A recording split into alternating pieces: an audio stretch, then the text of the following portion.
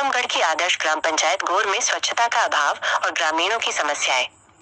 टीकमगढ़ जिले की मोहनगढ़ तहसील के अंतर्गत आने वाली आदर्श ग्राम पंचायत गोर, जिसे एक सांसद और केंद्रीय मंत्री द्वारा गोद लिया गया था, वर्तमान में स्वच्छता की गंभीर समस्याओं से जूझ रही है।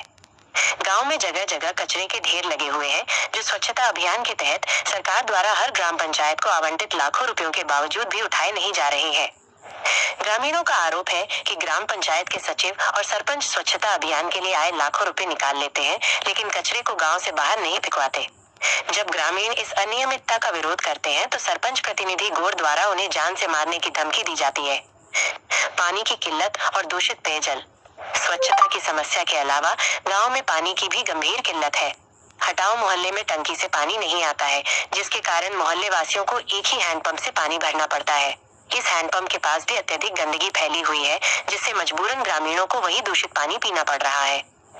जब ग्रामीण इस समस्या का विरोध करते हैं, तो उन्हें सरपंच प्रतिनिधि द्वारा झूठे मामलों में फंसाने और जान से मारने की धमकी दी जाती है। ये स्थिति न केवल ग्रामीणों के स्वास्थ्य के लिए खतरा है, बल्कि उनके लोकतांत्रिक अधिकारों का भी हनन है। आगे क्या किया जा सकता है? इस गंभीर स्थिति को देखते हुए निम्नलिखित कदम उठाए जा सकते हैं।